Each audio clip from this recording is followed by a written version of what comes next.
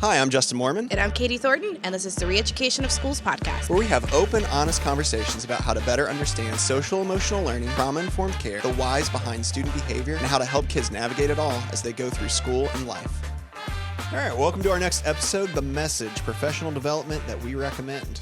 Hey, before we start, per our new normal, I would just encourage you, if you've really liked listening, if you've enjoyed listening, if it's made an impact on you in some way, we would love it if you would give us just a 5-star review on whichever platform you listen to podcasts on that you're listening to us on right now. It just helps other people find this content and helps keep us in the conversation going, which is what we would love. So we'd really appreciate that. I don't know. I guess if you are listening, you want to give us a 1-star review, don't do that. Just don't go to the trouble. Why even waste your time? We're looking for 5. Yeah, just give us a 5. That's it. So this episode, The Message, professional development that we recommend. We get asked this question a ton. This is a very common question we get asked. And it's what kind of training do you guys recommend? What kind of training have you guys gone and done?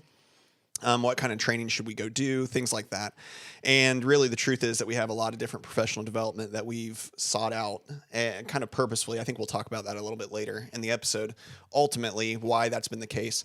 But we're going to go over some of them today, kind of talk about what they are. And yeah, there's a lot out there. And I think people want to know what's good to take, what's worth my time and money. Yeah. We get asked by people in districts, like, what should I go train my teachers in? And so anyways, we're going to break it down. Yeah. I mean, outside of using us to train you, you can. So but you kind of get it all if you do that. Right, one-stop shop right here. I'm not saying it's the best training, but it's good. So training. So what are some of the trainings and why are they valuable? Do you want me to start off? Yeah, I'm going to have Justin start off because our first one on the list is the neurosequential model in education.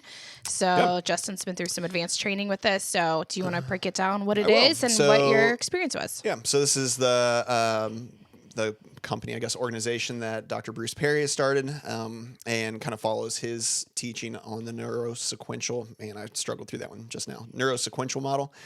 In education, they also do stuff with therapy. I mean, there's different branches of it. Obviously, for me, it was the education piece, since that's just what I do. But like the goal of, so they refer to it as NME. So that's, if I say that, that's what I mean, the neurosequential model in education. So the goals of NME are to educate faculty and students, both. I think that's important. Like, it's not just faculty, but it's faculty and students, in the basic concepts of neurosequential development, and then to teach them how to apply that knowledge to the teaching and learning process. So NME is not a specific intervention. That's a big point to keep in mind. It's not like, NME. It really aligns with a lot of what we talk about so frequently. Like, it's not like it's a way of thinking, it's a way of seeing, it's a way of understanding things. And it can influence a lot of things, but you're not going to like implement NME as a specific intervention. Yeah. Does that make sense? Like, because that could be confusing to people. You're not buying if you're getting trained in this, there's not like on day 42 you do this. That does not exist with it. Yeah. So it's really in less official terms is really just all about how the brain works, right? It's really going over that and the science behind that. I think that's crucial for certainly the adults to know, but also for the students to know. It's a big deal for the students to understand why they may feel the way they feel, why they may even act sometimes the way they act, or have reactions the way they have reactions. And I think what we find too, especially, is like the thought process early is probably like, so middle school or high schoolers, right? This is who would benefit from this knowledge. No. It's all the way down through elementary. I'm sure even preschool, you can start having, obviously age appropriate and understandable, like conversations about how the brain works, and why it works that way, and that they have a brain, all of the things that can start building toward helping students kind of understand who they are and the biology of what makes us people, right? And so that's like a big part of it. The other big part of it isn't just the understanding, though. It's also understanding how the brain heals. So how we heal from traumatic experiences and how we can help others heal from traumatic experiences. And what you find in a overly simplistic way, right, that I'll say right now, is that relationships are the key to that. I was actually talking to somebody about this just last night. So the idea is that as much as trauma can hurt our brain and can actually change physically how our brain is working and what parts of our brain fire and are connected in different ways and things like that. Trauma can negatively impact that. But the good news ultimately is that it doesn't have to end there, that there is a way to help the brain heal itself. And that all, in a not really surprising way, I guess, ultimately comes down to relationships and having positive, healthy relationships, which we talk about a ton through this podcast, just in our lives in general. But it's having those positive, healthy relationships can actually start mending how the brain works and can make such a big difference. It's why things like our last episode are so important, talking about like healthy relationships and how that might work and taking the time to do it. It's so important because of that. So as far as the training in general goes, they have varying levels of training that you can do, from like a boot camp style intro to more advanced training with more of a focus on how to implement some. They go through things like brain mapping is an option at some point, where you can figure out how to map students' brains yourself by through a rating scale. Again, won't get too deep into all that right now, but it's interesting. And I think it's, again, different ways to look at brains, and a good way to look at students and and how to evaluate maybe what student needs are, where some of their skills are lacking ultimately, and what we can do, hopefully, to make a difference in those students' lives moving forward, and in our own lives. I think that's a big key too for so many adults. This is newer-ish in the last, 15, 20 years, that we're able to scan brains in the way that we are understanding them better. And so for us to be able to start understanding maybe some of our own issues, I was going to say issues, but I guess that's what we'll call it. Yeah, some of our own issues, and how we might work through those and what we might need. It's super helpful, and it's super interesting to do. I'm incredibly happy I have the training that I went through with it, and it's been a big influence on me. So there isn't really, if I'm correct, with the enemy, there isn't like a stopping point in terms of you go through the training. Are you done? But there seems to be an ongoing component that you could. They do a good job of trying to keep updating their training and keep updating all the people that are involved on their training. There is a price with that, obviously. With most things, it is a company. People aren't just independently wealthy and offering all this stuff for free, right? So, so there is that aspect of it. There is a cost, but I think in keeping up with it, what you would do is you would continue to have the most recent research, the latest research. I will say that too, at least when I was going through everything and was involved a little bit more deeply, that one of the nice parts is, you end up having training directly from, a lot of times virtually and stuff like that, but you end up having training directly from Bruce Perry. You get chances to see him and some of the other people that really started all of this. It's not always just somebody who heard from somebody who heard from somebody who was trained by somebody, you get that sometimes with things. So you actually hear directly from him quite a bit, which is obviously useful. Right. He's the guy. All right. Next one, applied educational neuroscience. Okay. This one's all you. This is me. I have a degree from Butler University in this. So A&E is what we're going to refer to it. I graduated from cohort 7. This is Dr. Lori's work. So if you know the book Connections Over Compliance, it's probably her most famous book. But she actually teaches the course through Butler University. You can apply. It's a year cycle. It's a 9-credit-hour graduate program. It is virtual, which is great. The best training I've ever been through. What I really like about it, it's a cohort of educators from all over the world. It is a very manageable training to do through while you're working full time. So I did it as an administrator and was able to do this with 2 small kids. So I think the manageable part of it. Dr. Lori teaches the classes. Most of the classes are taught from her, and you get an incredible amount of materials. Dr. Lori is really about supporting this work in every school. So you get a ton of materials and a foundation understanding of the neuroscience of education, and then the application piece. So that's what I really like about the program. There are 4 pillars to her program. A&E, the Applied Educational Neuroscience Framework, is co-regulation is the first one. You'll spend a lot of time learning about co-regulation and how it starts in utero with infants, and that we are very dependent on co-regulation and what that looks like inside of a classroom. So The next one is the touch points we talk about all the time. Those are those 12 to 13 micro interactions that help build steady relationships. So you'll spend a lot of time learning about touch points. And then the language of the nervous system. So applied educational neuroscience is really founded on the idea of the polyvagal theory in terms of how it's not just our brains, which Bruce Perry talks a lot about the brain piece. Yeah, sure. Dr. Laurie focused a ton on the nervous system and how our whole nervous system is tied to part of the brain, and how our nervous system gives us actually body cues of how we're reacting. These are some of the trauma-based responses we're seeing from kids based upon that. And then the fourth pillar, which I think is really important, is that the educator nervous system, that dysregulated adults can't regulate kids, and that it's also focusing on the educators. I know she's doing some promotional stuff right now that's educators go first. We are the educators, we go first. So really, if you want to learn a lot about trauma, ACEs, educational neuroscience, your nervous system, how to implement this work, and the things that we're actually going to go and teach kids at school and kind of lead your staff, I think it's an excellent training through Butler, and it's offered once a year. Yeah. Yeah, I think that what people will find as we go through these handful, and this isn't all the trainings that we've ever been through, but as we go through this handful of trainings that we'll talk about on this episode, is that there's so much crossover, there's so much like intertwined, like interwoven kind of information, which is kind of why we've done it the way we've done it over time. All right, so you're up. Sorry, you're going to introduce me. Yeah, restorative practices. So how this is going to go now? Yeah, okay. Restorative practices. Talk about this one. All right, so restorative practices really is all about how to strengthen relationships between individuals as well as like social connections with communities, right? So a big misconception, I feel like, with restorative practices, because of the term restorative, I think it's probably where this comes from, is that this is only a reactive this is only reactive after like a negative event. This isn't proactive. And I think that's a pretty big misconception, because really restorative practices focuses on proactively building the healthy relationships, right? And the ways that you can do that.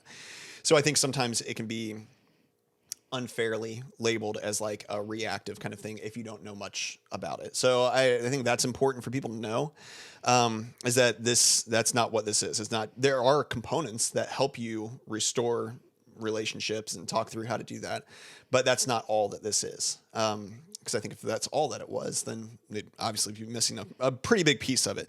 So if there is a damaged relationship, it can be also really hard to lead those conversations or know how to do that. So that's one of the nice things about the restorative practices trainings that we've been through, is that not only does it tell us like how to build the healthy relationships on the front end, but it also really guides you with some pretty specific kind of questions or I don't want to say scripts, but it's kind of scripts, right? That you can follow through to help restore relationships, between you and somebody else, between two people that have had a problem if you're facilitating, and to be able to help not only the perpetrator, I guess would be the best word for it, but also maybe the person that was like on the victim side of whatever negative event happened, and to be able to walk through what that looks like, I think is good. I think it's worth your time and effort to become proficient really in this, because there is so much, there's so much like nervousness on, I think, adult ends, because we were never taught how to work through tough moments, right? Like a lot of us grew up with like, just forget it and move on, like, or say you're sorry and move on, and that's just be done with it. So we don't have to deal with it anymore.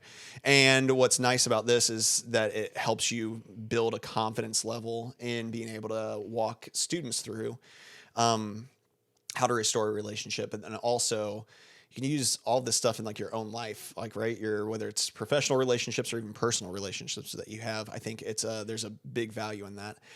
A lot of like talk in some of the restorative practice training that we've had is like the use of circles, right? And how that which is always my favorite thing. Why aren't you talking about this one actually? You're like a circle person. Yeah. But it's what's cool is to be able to hear again, like how this kind of training, this kind of teaching, this kind of social, emotional, even push with students doesn't have to just fall in the realm of interpersonal relationships.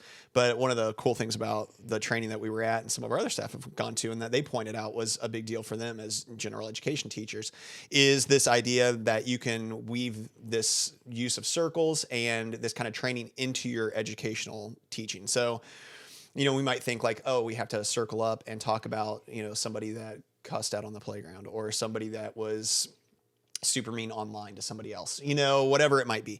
But the reality is you can do that. Not that you can't do that, but the reality is you can also circle up and talk about the main idea of this last chapter you guys read. And while you're discussing that, you're also teaching the kids, and the kids are practicing so many of the relational benefits, I guess, of listening and receiving conversation, right? Yeah. Taking turns, sharing, right? Like being able to accepting others' ideas. Yeah. Being able to look at each other in the eye as you talk, being able to not feel like you have to be behind stuff, right? All these kind of like really minute kind of shifts that I think we haven't taught purposefully well. This gives you an opportunity to teach them purposefully well. Well, we would recommend it. We both really liked it. And a lot of teachers that have gone since have also said the same thing. So it's not just like a Justin and Katie liked it, but like, I mean, some rave reviews from the people that at our school that just recently went, where they were like, this is one of the best trainings I've been to. So if you're interested in getting this training, this is a little different. So the NME and the ANE certifications or trainings, this is something an individual would go into year-long training program. The restorative practices, we did a 4-day training. We've sent people for 2-day training. Yeah. So you're going to look at the IIRP website, and that's going to allow you to find a trainer or training site. You could have somebody come out to your school. So this is a shorter training. But I think if you're going to realign your discipline and policy, this is something you've got to get people on board. I mean, you have to teach them about the educational neuroscience piece, but this is like part of the actionable item of what a school community looks like and feels like, and how to communicate. So this is a key component at tier 1, tier 2, and tier 3 of your school. Yeah, absolutely. All right. Number 4, collaborative and proactive solutions. All right. We're huge Russ Green fans. So by the time this airs, Dr. Russ Green's episode has been out. So we're excited to be able to interview him. Justin and I have both been through the advanced collaborative and proactive solutions training. And then I am currently enrolled in his trainer program. So by the time this goes out, I hopefully will have passed the first round of courses. So so this is the part, we talked about this a lot with Dr. Green, but his CPS model is an evidence-based, trauma-informed, neurodiversity affirming model of care that helps caregivers focus on identifying the problems that causing concerning behaviors in kids and solving those problems collaboratively and proactively. Rolls off the tongue. Right, that's what it is. So basically what I love about Dr. Green's work, it's the now what? We have behavior. So how do we get on the proactive side of so we're not always reacting? This is bad cycles. I think we see and hear a lot from districts and people that are working with kids. This has happened 12, 15 times. Okay, we've got to start the proactive piece. Like the goal is to kind of get ahead of the behavior and kind of start solving it with kids. So the idea, he basically has an A, B, and C plan. So I think, teachers in our building are very fluent in the idea of A, B, and C. We talk about those plans. So these are easier concepts. A is holding the expectation, and sometimes we just need to. Sometimes there's a safety reason or a reason to do that. So that's a plan A. A plan B is the solving problems with kids piece. This is kind of what leans into the restorative piece too, right? Like how are we going to do it with kids? And those plan B steps, I think we've had episodes on this already, but it really entails the empathy piece, listening to the kids, defining the adult concern, and then the invitation to start thinking through the behavior piece. These are components that we would see. The plan B would be a part of like a trauma-informed FBA or behavior intervention plan. They would have components that would look at the kids' lagging skills and areas of concern, and then you'd work through addressing them through that. So this is a big component to that. And then the plan C is just to let it go. Find your hill you're going to die on. This is not the time, not our biggest problem right now. I'm going to let this go, but I'm going to really focus on this other lagging skill that we need to develop.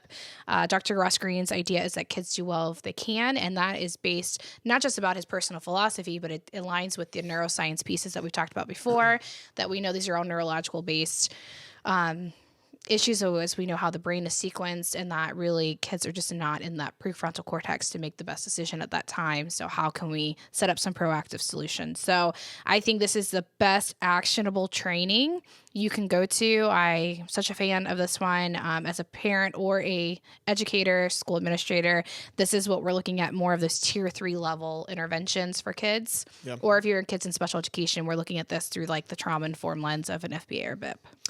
Yeah, I think when we went through the training, one of the things, and I know I said it during the episode with Dr. Green, but he does such a good job during the training of actually showing you actual times that he's done it, like recordings, right? Where you can watch him actually go through this process with kids and adults. And so you get some idea of that. And then he does a great job of talking through and kind of training you on what kinds of questions to ask to keep conversations going. Cause that's what we get up against so often. And again, goes way deeper than what we're talking about right now. So super recommend it. It was great. I mean, but there's a lot of real kind of boots on the ground kind of training that or kind of help that comes along with that you walk away with. Yeah, and I would say all his resources are free on his Lives in the Balance website, but the training actually teaches you how to use the tools. Yeah, the tools don't do you a lot of good if you don't know how to use them. Yeah, it's a 2-day advanced training, so they're offered multiple times through the year. So if you follow his Lives in the Balance website, they'll link you to where he'll say offer trainings. I'll try to do a better job about posting them on our Facebook page, but they're 2-day training. You do get a certification for the 2 days, and it's actually Dr. Russ Green teaching the course live. So I think that's a huge benefit. Yep. This isn't a pre-recorded webinar. You can ask him live questions. I'm sure each course looks different because it's the personality of the participants, but it is virtual, 2 days, and then you get a certification through it. So highly recommend it. Yeah, definitely good. Okay, here's another one, crisis prevention intervention. So it's commonly referred to as CPI. It's like everything's got a shorthand version. Yeah. Right? So this less people, not education. They have no idea what we're talking about most of the time. So even in between, before we started recording, Katie was rattling off stuff, and she's like, "Do you know what that means?" And I was like, "I do not. I don't know what those letters meant." Not with CPI. I know what that is. Yeah. And then I'm talking about it. That'd be crazy. Yeah. All right. So commonly referred to as CPI, this crisis prevention intervention. So unfortunately, again, this is another one that in a lot of places, especially education world, can kind of get a bad rap in that it becomes a little bit synonymous with physical restraints. But that's, again, ultimately a huge misconception. Like if that's your takeaway, if you've been trained in CPI, and your takeaway is this is how I physically restrain somebody, then you've really missed the point. You were trained really poorly, like one of those two. So CPI is really its primary focus is to teach people de-escalation techniques to help dysregulated individuals become regulated. That's really the bulk of what CPI is. So a lot of co-regulation approaches are really preached. They not necessarily use those terms all the time, but that's really what it is. There's a lot of things to approaches on how you stay calm and regulated yourself and present in a very calm and regulated way to help a person that may be dysregulated get regulated again, get re-regulated. That's the big focus of what CPI is. Again, talks a lot about like your voice, your tone, how you stand, how you all your paraverbals. Yeah, if you want to get real official with it, we're just bring Josh on here. He trains for this all the time. So yeah, it's those kind of things, right? It's all of this aspects that maybe aren't exactly what you're saying, but it's how you're saying it, how you're standing when you're saying it, what your demeanor is while you're saying it, like all of those aspects, which really again goes so much back to mirroring and co-regulation. Again, maybe not terms that are used for CPI in the training, but that's ultimately what this is.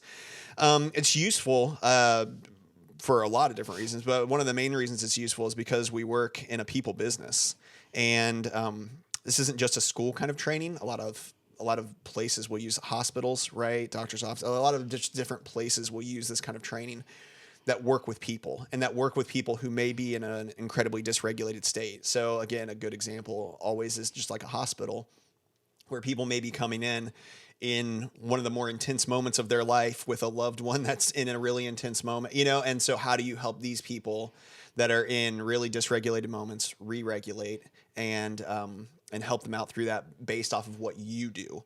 And that's really what it comes down to. But again, schools obviously are people businesses as well. And so whether it's the students we work with, whether it's the colleagues we work with, or the parents that we work with, being able to know how to be aware and how to implement like good use of tone, good use of how you talk, good use of all of your paraverbal, right? Yeah. There you go. I thought you were on the same page as me. You weren't, but that's all right. Looking at precipitating factors, right? Like start noting certain things kids are doing, like they're starting to pace, tapping their foot. How to recognize the things for somebody that is becoming dysregulated or is dysregulated before there's a big situation where all of a sudden somebody's real amped up and yelling and screaming? How can you notice what all of those things are ahead of time? Anyway, get too deep into it, but it's really useful. I think that if you hear about this in your school or something like that, just know that what you're signing up for isn't like, this is how I physically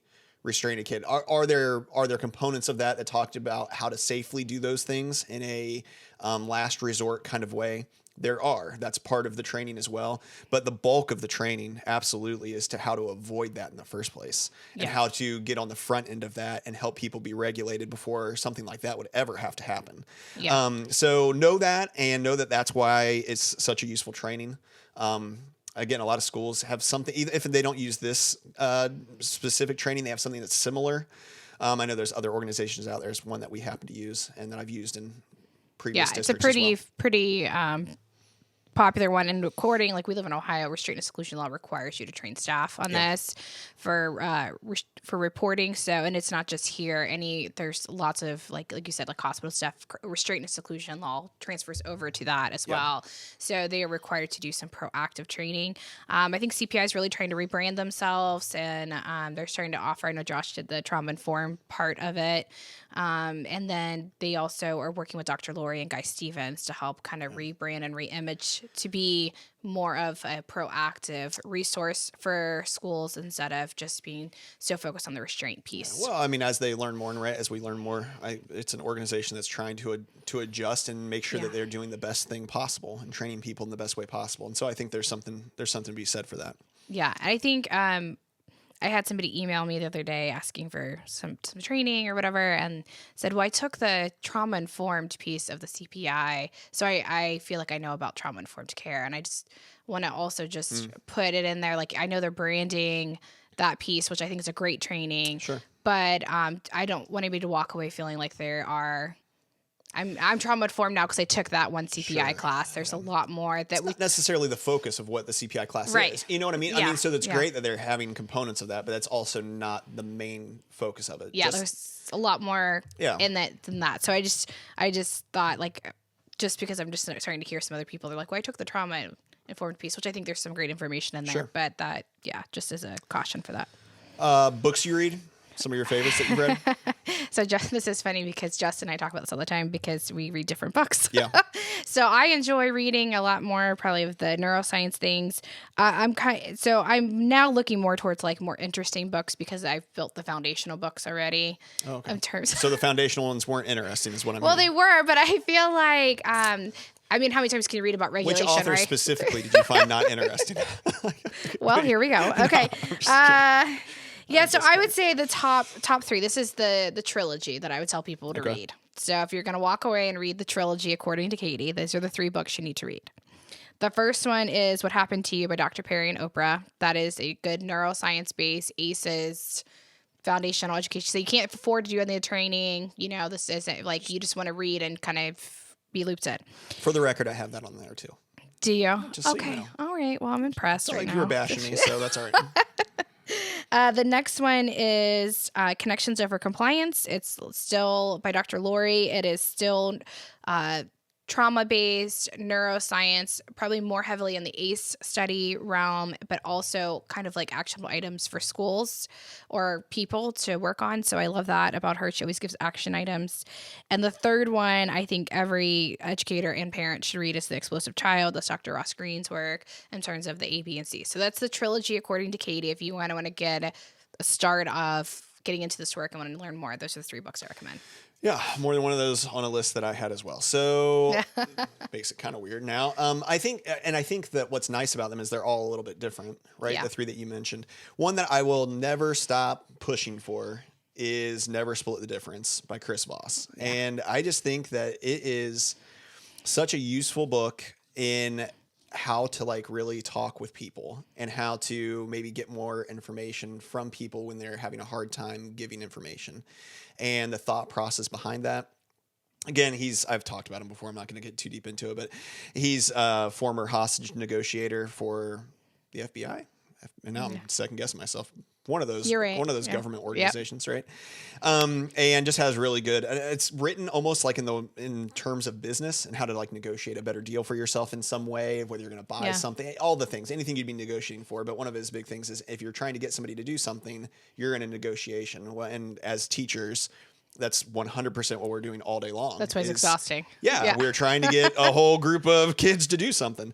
And so I think it's good. I think one of the things that I put for that is like it involves the use of empathy, active listening, and targeted questions to actually influence the outcomes of those negotiations. And it kind of moves away from the traditional compromise-based tactics and focuses on understanding and aligning with your counterpart's motivations and emotions. It really utilizes like the relationship part, right? Now, in his world, did he use that like in a very tactical way?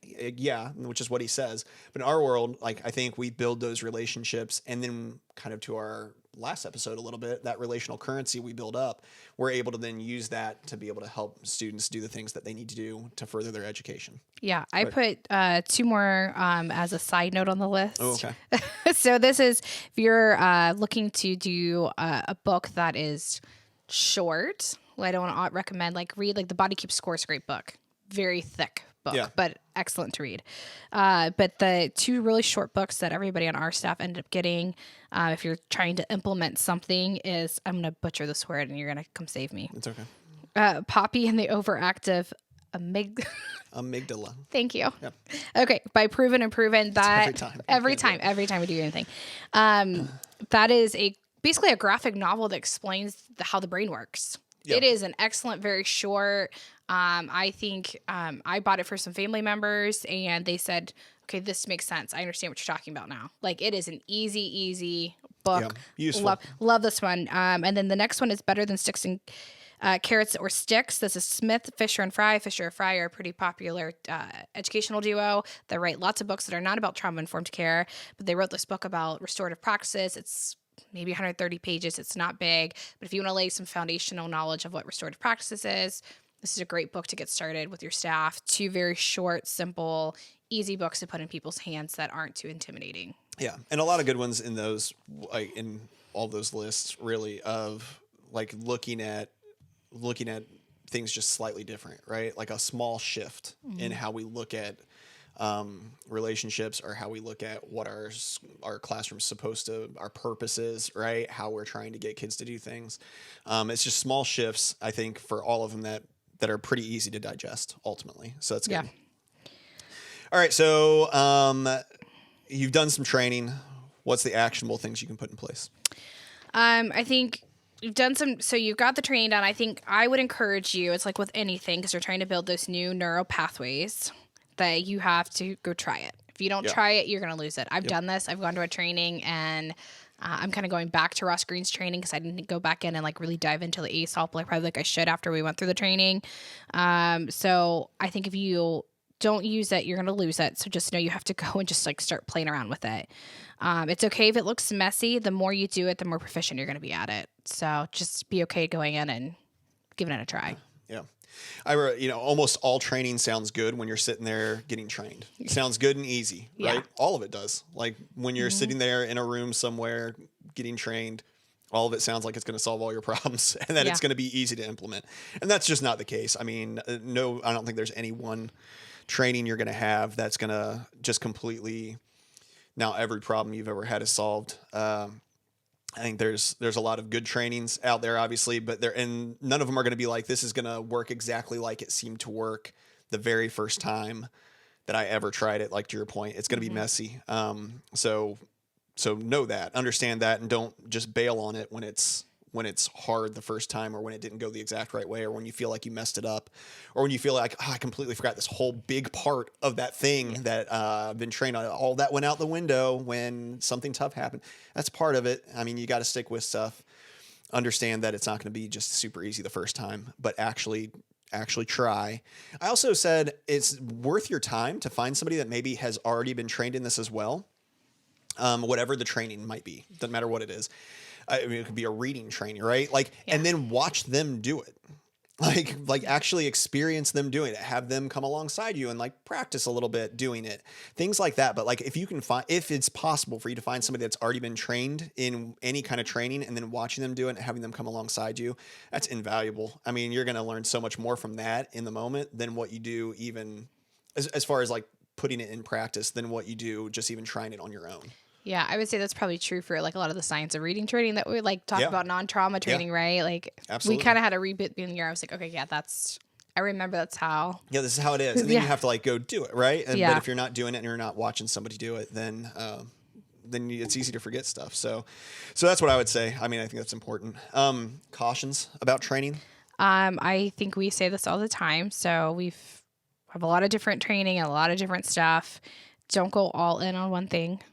I think some of our success has been that we've built up our toolbox and that we're able to pull from different resources as we have a lot of experience, right? So part of it is the good balance of having a lot of years of experience working with behaviorally challenging, dysregulated kids and a lot of training so that we can dive in and like find the right thing for the right kid at that time in the right situation.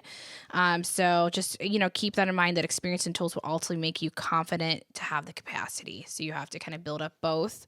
But I see sometimes the mistake people are like, we're only doing this and this one thing's going to fix that. And it's like, we have to look at kids holistically. So just be okay with like, keep building on your training so that you can, and build on an experience so you can kind of problem solve. Yeah. Cause I think every person's different and what resonates with you with every person is going to be a little different. Right. And so there might be something that Ross Green says that maybe a Bruce Perry said similarly, but for some reason it resonates with you. And then vice versa. There might be something that like a Bruce Perry says, or you fill in the blanks of the names, right? Of whoever the person might be. I think that you do yourself a favor by hearing different voices and different approaches and getting people's different like expertise and see the commonalities, the core concepts that are really important. So much that crosses over. So I think that's super important. Yeah. So definitely don't put all your eggs in one basket. That's one of my big things too. The other thing I put down is don't assume that everything that you were doing before was wrong. Right? Because I think that's also sometimes where people land. They're like, well, everything I was doing before was wrong and I should stop doing everything I was doing. Well, that's that does make a lot of sense. You were probably doing a lot of stuff well. Mm-hmm. You may not have known why it worked. Or had the vocabulary to label it. Yeah. Sure. But if you start assuming that everything that you did before was wrong and every time you go to a new training, you throw everything out and try to start all over, you're setting yourself up for just a world of frustration. And I think it's too hard. It's being way too hard on yourself. I think everybody I've ever watched teach does probably way more right and well than they ever do poorly or wrong or anything like that. We're doing way better than what we sometimes give ourselves credit for. So instead, just kind of see how what was working before might align with what a trainer is saying and just what tweaks and adjustments you might have to make. I mean, don't necessarily go into it and get offended in a way that you're like, well, now this person's saying I'm doing everything incorrectly. Don't do that. Just be like, okay, like they're saying something different than what I've maybe thought about it before. How could I tweak what I'm doing now to match up with what I now know because of how they trained me? Well, and I think the longer you're an educator, looking back, I think about, gosh, I could have serviced that kid better 15 years ago. Right, absolutely. I did that wrong. What was I thinking? Why did I do that? Yeah. I mean, I think that's part of being a reflective educator, and that is why we value our veteran educators who have the bank experience to be like, I know better because I'm doing better each time, and that's why some of these veteran teachers are so valuable because they have the experience to bake on that you can't teach somebody in college. I always just think like the people that are best at what they do in anything are good at not panicking. And that comes also with when you get trained in something new, not panicking and thinking, now I've got to completely change how I've done something for 15 years or for 4 years or for 25 years, not panicking, but instead being able to step back and be like, okay, like I've gained some new information. Now what can I do with this? And how can I change my practice? I think that's important. Okay. What would you want people to walk away from this episode knowing? I want people to know that training makes a difference. that the more you know, the better you'll be. Build your toolbox, read, research, talk about it, share it, and try.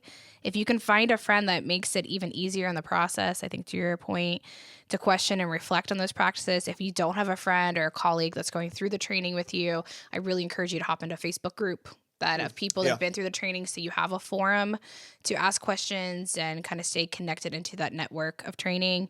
And then I think the most important part is just keep the conversation going. By saying Facebook, does that somehow put you in a certain bracket of age? Yeah. Somebody's yelling boomer right now. I know. think, yeah. You're so not cool. Was it this episode? Was the last episode? We record episodes in bulk sometimes, and so was it the last one where you were talking about being cool I'm enough always to, cool. Yeah, I'm always cool. Yeah. Facebook. I don't know. So there are an overwhelming, which whatever. It's like the only social media I have. I don't know what for me, it would be that there's just an overwhelming number of options out there for how to get trained to help people with behavior and social emotional learning. I think there's just an overwhelming amount of options.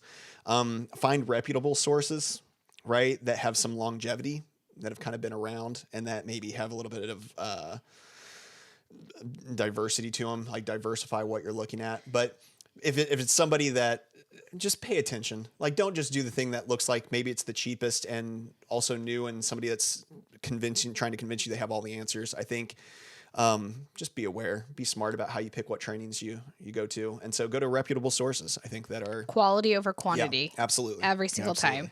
Yep.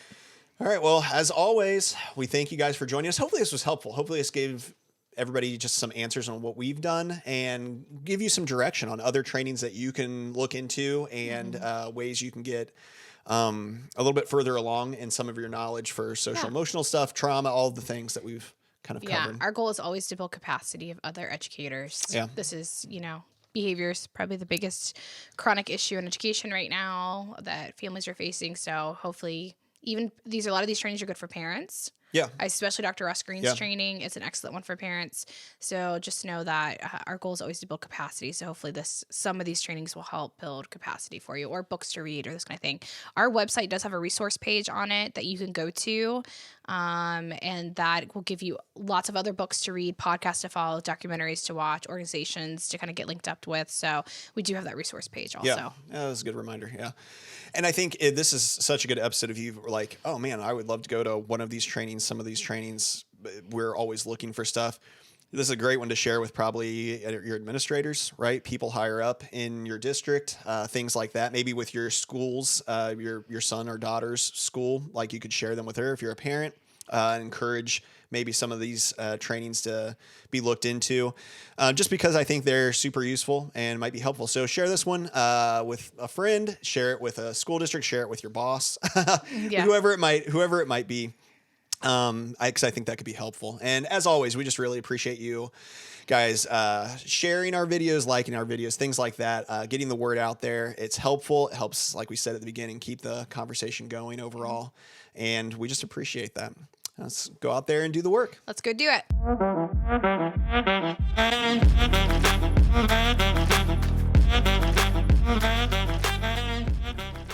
Hey, everybody, let's keep the conversation going. Like and subscribe below and keep the comments rolling.